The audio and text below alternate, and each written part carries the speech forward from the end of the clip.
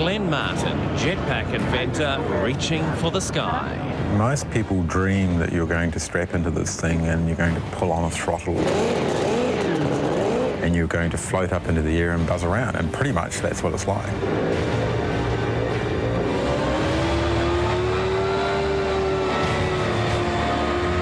You have this amazing feeling where the ground just drops away from you and your feet are hanging, and for a few seconds you don't believe it.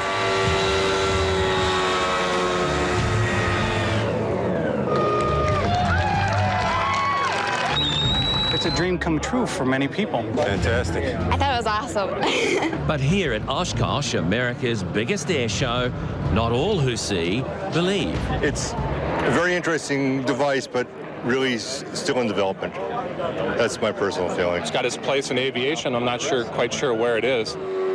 For Glenn, though, this short hover is just the start. This is our newborn baby. It's not fully grown yet. It's only just being introduced to the world. To Americans, the story of how the Martin jetpack was born is even more unlikely than the machine itself, because Oshkosh is just another step in a 27-year journey that began on the other side of the world.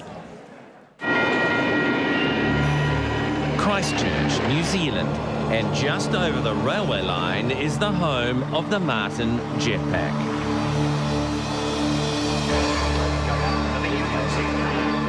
Just 3 weeks ago, Sunday got its first exclusive peak. What is it exactly? Is it a jet or is it a rocket? Well, it's not a rocket, and it is a jet in a way, in the same way that a jet ski is a jet. Yes, it looks different from your classic jetpack fantasy, but that's why it flies. Technically, these are called fan jets. I've spent probably 20 years developing this fan status system. It's about a dream. It's about the dream of flying. It's about that dream that most of us have when we're asleep about flying. Think jetpack, and this is what we expect. When the Bell jetpacks soared in the 60s, it seemed the sky was the limit. In '69, we landed on the moon. The 747 first flew, the Concorde flew. People were really looking ahead to, bases on Mars and travelling on nuclear-powered cars and all sorts of things. So what happened to that jetpack dream? In the 70s, it all went haywire somehow, and I think that dream of personal flight and the Jetsons has just stayed there with people. So when did you decide you were going to build a jetpack? Well, I've always wanted one, and really it was sort of came back to me in my early 20s when I was 21, and I thought, well, why not? Let's have a look at it and see if we can do something about it. Back then in 1981, Glenn was a biochemistry student at Otago. And I thought, it's a cold night in Dunedin, why not go off to the library and see if I can find out why we aren't flying around in jetpacks? He found the problem. The Bell rocket burnt up its fuel in just 26 seconds. All the people that flew the Bell rocket Bell, they all weighed less than 70 kilos. I'm 100 kilos, so I wanted something that I could fly in. His revelation, design a lightweight petrol engine to drive a super powerful fan jet. But turning that idea into reality would take decades. Well, most of it I did in my garage at home. Spent 23 of the 27 years in that garage doing it. It was almost like I was a secret agent for the government or something and had this secret life, mild-mannered biochemist during the day and mad scientist at night. 24 years in a garage. I mean, most people do take a bit of a breath in and look at you as if maybe you're being a little bit crazy or you've been smoking something rather unusual. Eventually, Glenn had a prototype ready to fly. All he needed was a pilot. Enter wife Vanessa Martin. There was this sort of wonderful machine stuck on a pole, and he said, "Would you like to get in it?" So Your reaction to that? Well, I didn't mind because, at this point, I sort of figured I was in boots and all, and there's no stopping me. She had one great attribute that was required for the first test pilot. She weighed 58 kilos, so the first one wasn't that powerful. So we needed a lightweight pilot. I needed somebody who would keep the secret, and I needed somebody who I knew was as mad as I am. Glenn filmed Vanessa and the jetpack's first manned flight. It's hot, it's heavy, it vibrates, it roars in your ears. And suddenly you just go off the ground and it's just this beautiful, weightless, soft feeling. And for all those years, secrecy was vital to protect their idea from other inventors. Although I've been secret about this for 27 years, I struggle with lying. So I've had to say it is a hovercraft, and in my mind we've built a craft and it hovers. So, you know, there is some truth in that. Even their son Harrison, another test pilot, he was sworn to secrecy too. It's great for my CV, and the first thing to have on it. Jetpack test pilot. Yeah, tough though, leading a double life. You know, school kid by day and jetpack pilot by weekend. Honestly, not really. Yeah, it's just sort of normal, I suppose. Both boys were surprised to discover that other fathers went to work and that they weren't building jetpacks in the garage. So to them it was normal.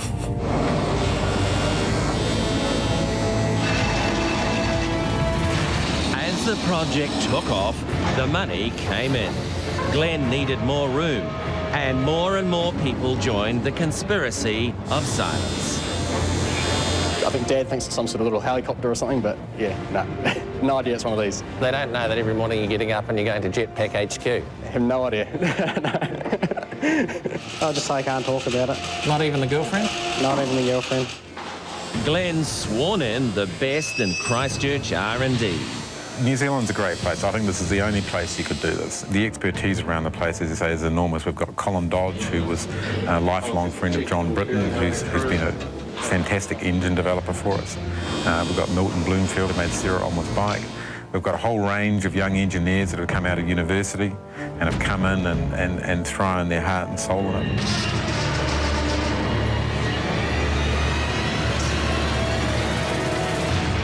Finally, after 27 years, the dream is real.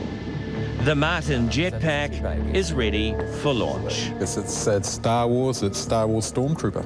That's the look. So what'll it do? Well, you can strap in, fly away, fly up to 8,000 feet, go up to 100 kilometres an hour, fly around for half an hour, have a lot of fun. So the future is now. The future's now. After the break, how easy is it to fly the Martin jetpack? Could I do it? How high am I going to go on this? No more than a couple of thousand feet. No problem. Sorry.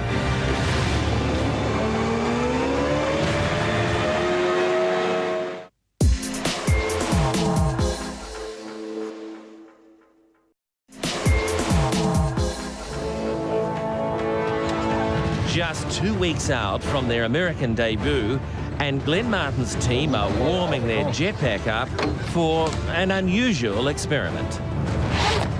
Are you sure this is a good idea? And I'm the guinea pig. We're going to strap you into the machine here, Ian, and I'm going to The theory, if this uncoordinated reporter can fly a jetpack, well, anyone can. The machine's going to tilt forward, and you're going to feel quite a weight on your back. A little bit disconcerting at first, but don't worry about that. And who better to teach me than Vanessa Martin, wife of inventor Glenn Martin. And as your feet leave the ground, you'll feel absolutely no weight of the machine. It's the best experience of your life. I believe it. Weightless. Flying for the first time. Absolutely.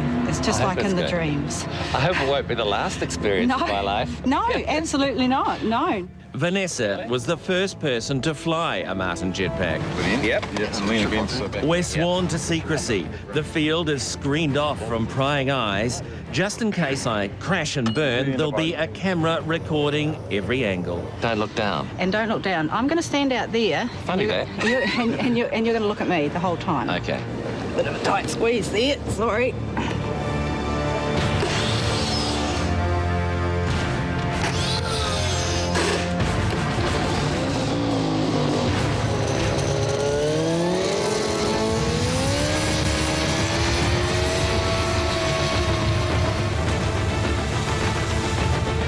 One small step for mankind, one giant leap for me.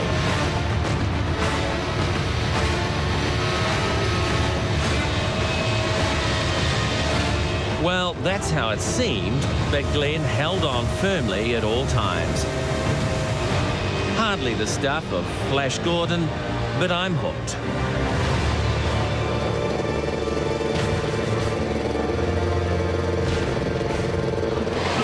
You know, the only hard part is getting in and out of the helmet.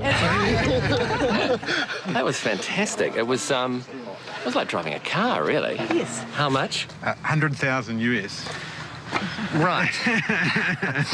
Will they come down in price? They will. As the volume goes up, I think eventually they'll end up about the same price as a good quality motorbike. 60 grand. 60 grand, something like that, yeah. Back at the workshop, it's the final countdown to the Jetpack's world debut.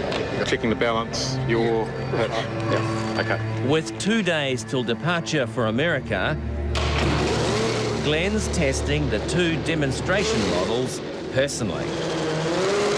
He's leaving nothing to chance.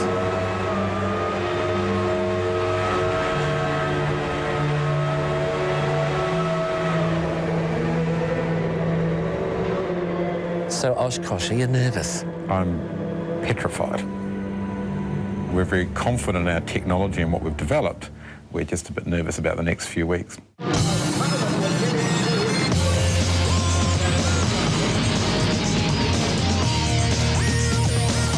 This is it, aviation's big day out.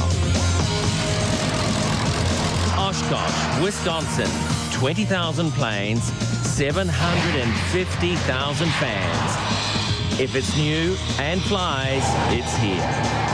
Oshkosh is the place where you can show to the aviation world exactly what you have. You don't have to keep talking to everybody all over the place because everybody's here. Such is the interest in Glenn's jetpack, his 2 prototypes are brought onto the site amid strict security just 1 night before the launch. How important is Oshkosh to you and the success of this whole project? I think it's crucial, and we have really put ourselves on the line here. Oshkosh is the top of the pyramid, so we are really putting ourselves out there, and in the end, you don't know how that's going to go.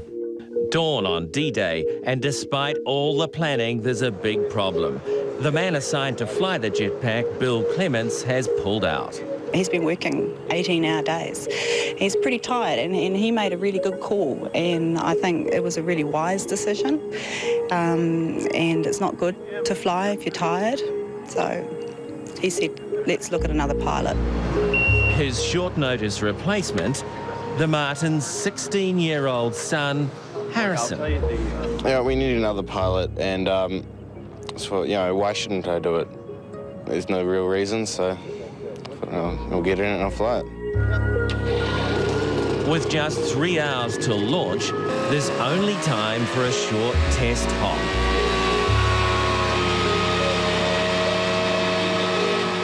I'm really, really proud of him. He did well, and he's never flown that prototype, and he was doing a perfect hover. What's the worst case scenario? Well, the worst case scenario is you fall out of the sky and hit the ground at such a high speed that you're in trouble, you know, and you die effectively. We've done a lot of work to try and stop that happening. Airshow officials are concerned about the thousands cramming in for the launch. I'm sorry, now they're changing the rules again. This flight was to have been unassisted and showcase the jetpack's manoeuvrability. But lack of space and Harrison's inexperience mean that's not going to happen. This time, it's just a hover. Even at just 40 seconds, Harrison will outstrip the old rocket belt records. The big question, how high is high enough? America's giant ABC network wondered. In our newsroom, we got all excited today when we heard that there'd be a demonstration of a new invention that would allow we humans to fly. But Glenn's jetpack only got 3 feet off the ground. Still, We've now got something that you can strap on, you can fly around for up to 30 minutes. yeah, but Glenn, it's going to have to get higher than 3 feet. But it takes more than that to rattle Glenn Martin. At the moment, we're trying to make this very safe and not hurt anybody in this development. So we've deliberately held it down to no higher than 6 feet above the ground. And we're going to be spending probably about 100 hours of testing at no higher than 6 feet before we go any higher. Is there a little voice inside you saying, go, go, fly? There's a big voice inside you saying, go, go. We have a whole group of engineers who strap into it, and we've had to put handles on the thing to hold people down because the temptation is very, very easy to just want to go, yeah. Some people may have been maybe expecting a little bit more, that it may have gone hundreds of feet up and done figure eights in the sky, but yet it demonstrated the technology, and that's the big thing. Glenn Martin, the man who built a revolutionary flying machine. There's a way to go yet, but at $100,000 a pop, he says the buyers are lining up. Will it make you a rich man? I'd like it to. I mean, obviously, this is not why you do these things. You can't keep this sort of passion going through numbers and dollars. It's the dream of flying. I suppose I'd be very disappointed if at the end of this, you know, I'm the only person in the world that wants to have a jetpack. But then again, I suppose at least I'll have one.